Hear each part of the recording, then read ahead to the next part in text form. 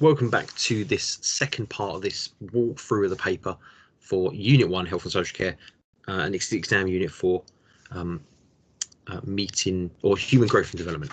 Now what I've done is I've taken an exam paper. It's the January 18 paper. I've picked this one partially because it's the oldest paper that I can find that fits the current format that's being used, as discussed in my previous video.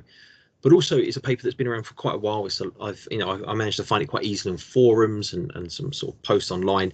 So again, I'm not too worried about this one being used. It's not a hidden or secure paper. It's quite old and has been discussed a lot, quite publicly. So I'm not too worried about using this. I know it is obviously a difficult time to publish papers at the moment with obviously what's happening with the Rona. Now, what we've got here is section B of the paper. Paper 1 or question 1. Section A has been done in a previous video.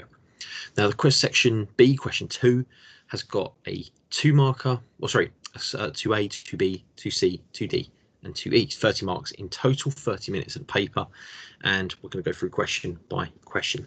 Now the first thing you'll be faced with is a little additional scenario, a little context here, adding to the original scenario in question 1. So it's the same case study characters. This one is focusing a little bit more on Derek, Beatrice's husband, who we know died of a heart attack or heart disease.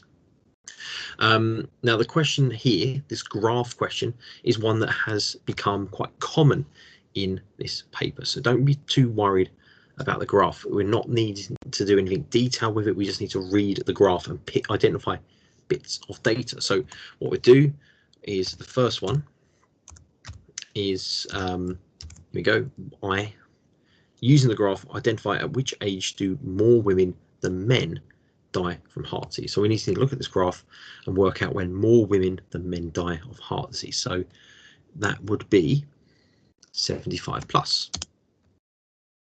75 plus. And then we've got question 2, at which age do the least number of men and women die of heart disease? So when is the bar graph at its lowest? We can look at that, which would be those under 35 or minus 35 is the lowest age men and women have heart disease. There we go, nice and easy. Look at the graph, write down the answers and what you can see.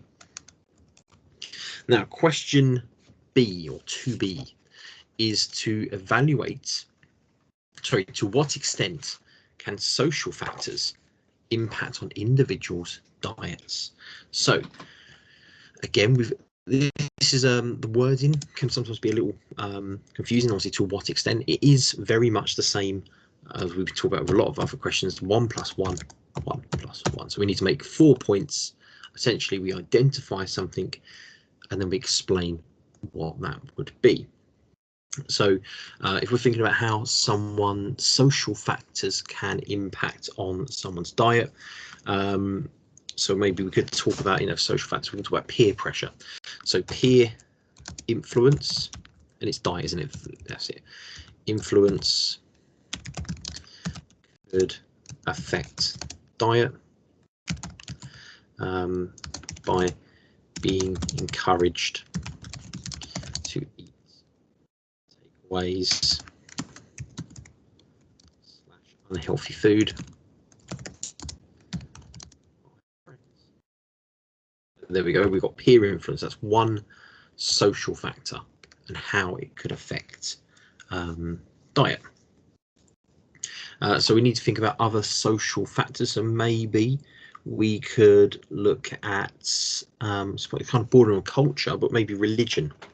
So if particularly how it affects diet. So religious values and beliefs could affect diet. For example, if let's go with Buddhists. No, we'll go with Hindus.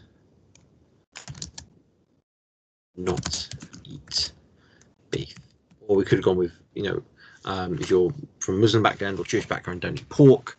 If you're a Buddhist, you might be vegetarian. So again, it might lead removing this from their diets. So again, it's just kind of thinking about an example of how this could affect health. Moving now on to, let's spell that correctly, induce, there we go, 2C. Another 4 mark here. Describe 2 genetic diseases that may impact an individual's development. So genetic diseases are conditions that are inherited, you're born with, and again, it's kind of what you're needing to think about here.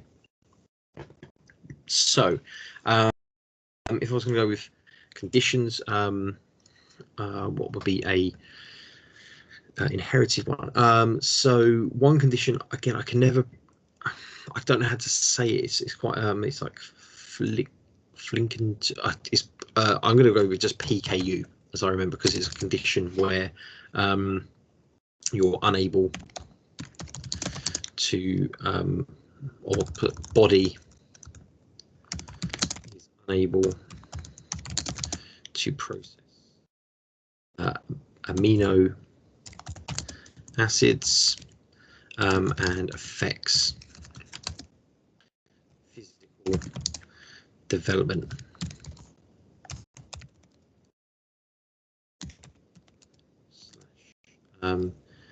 Genitals.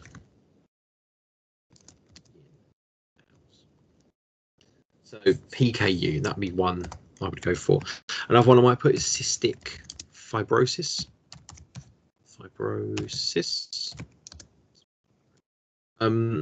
So again, it affects the lungs and ability to individual development. So yeah, so it affects kind of growth and activities. Ability to remove mucus. There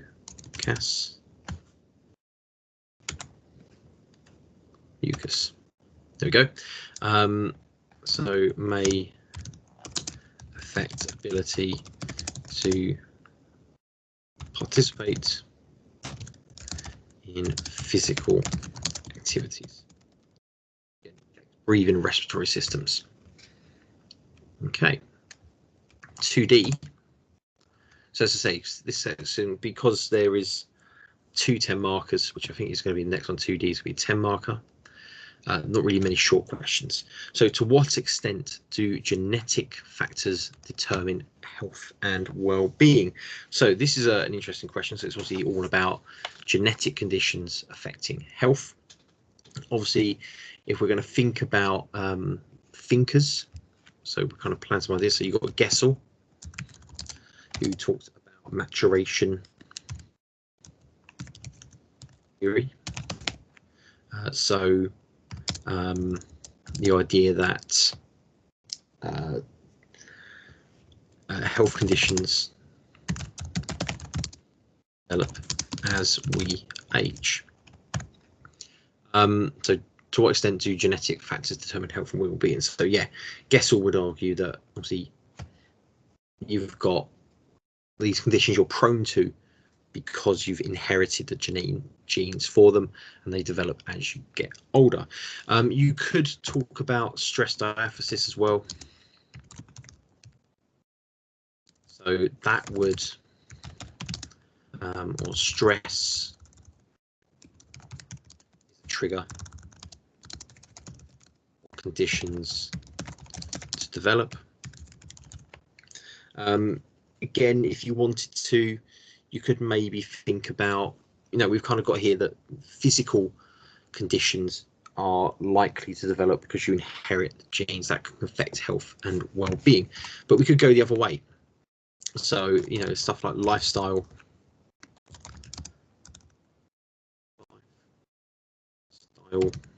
diet, income, activities can affect health and healthy lifestyle, and can be positive or negative on overall health. obviously we may want to also maybe give some examples, so that obviously we've already had in that question, we talk about cystic fibrosis, KU, Huntington's, spelled correctly. I haven't got it spelled correctly. Go spell check. Are all genetic conditions which can be inherited. So genetic factors determine health and well-being. So we've kind of gone with the genetic factors. These genetic factors can affect health. We can then go with Gessel maturation theory, that health can develop and get worse as we age, and so genetic conditions develop as we get older, particularly obviously Huntington's disease. I'm going to put that down here. That's an example of a condition that obviously you inherit the gene, you're born with the gene, and it can or may develop as you get older. Stress diaphysis model, stress could be a trigger for conditions develop. So again, it's kind of saying that it's a kind of lifestyle that can kind of trigger health conditions, and then we've got lifestyle on its own as an example of causing ill health. So kind of a range of points here. As I say, the always best thing to try and do is make sure you've got a theory in there to support what you are saying. And again, try and make sure you're linking this, that so we've got a question saying genetic factors affect health, but actually it's also lifestyle factors which are equally important. And then question 2E, a little space down here. So we've got to evaluate the importance of social interaction in later adulthood for health and well-being. Remember to refer to relevant theories. So the item, the source, talks about Beatrice, Mrs. Derrick. She's retired from her job and she started looking after her great-granddaughter, and she's begun to meet people and develop new interests. So obviously this one I question is about the importance of interaction in later adulthood for health and well-being. It says refer to relevant theories in your answer. There are two relevant theories here when you're thinking about age and health.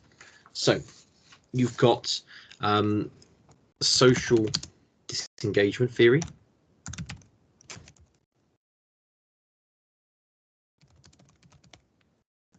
and you've got the social activity theory, or activity theory. Now I'm kind of a little bit of a mind break. I think activity theory is Havikhurst. Social disengagement theory, I think, is Henry Cummings. These would be our two arguments. So essentially, the importance of social interaction. So older people become more isolated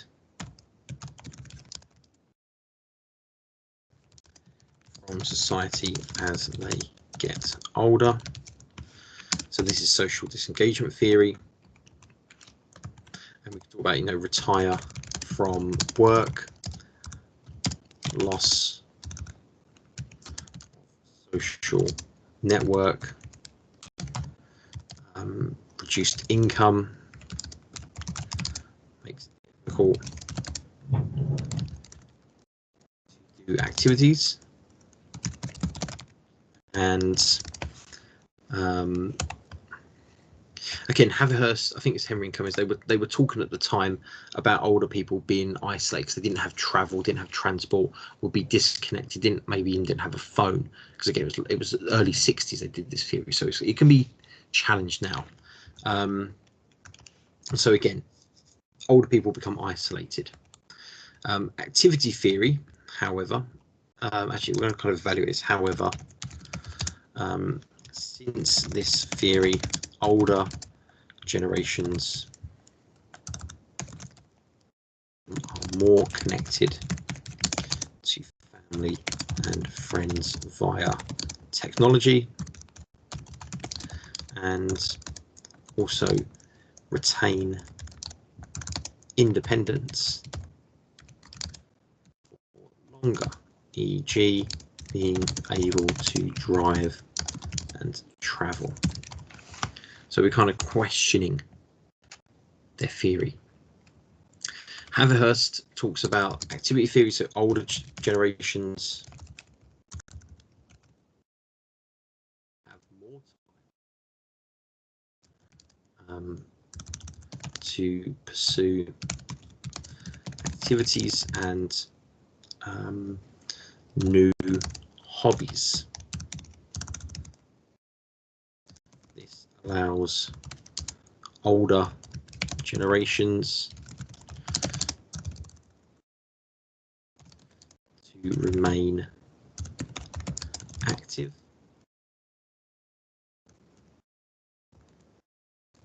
and engage with others.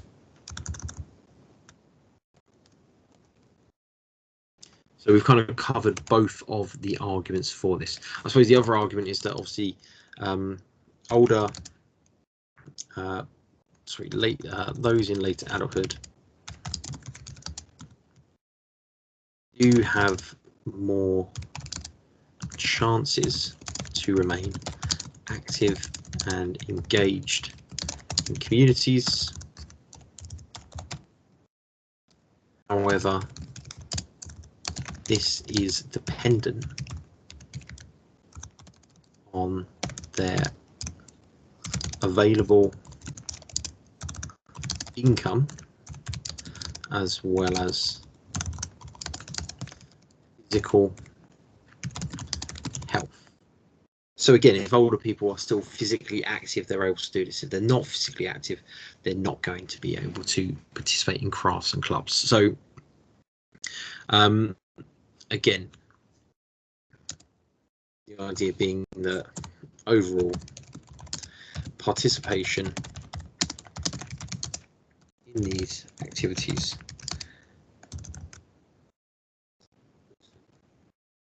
for healthy lifestyles,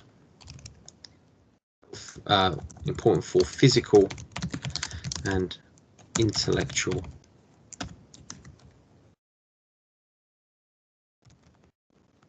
So we kind of said why it's important there. Okay, there we go. So as I said, the main thing to do with a 10 marker, try and make sure you include a theory and you try and answer the question as suggested here.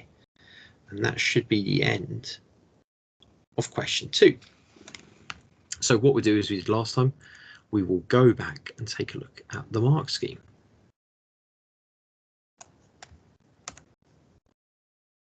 We'll just double check our answers.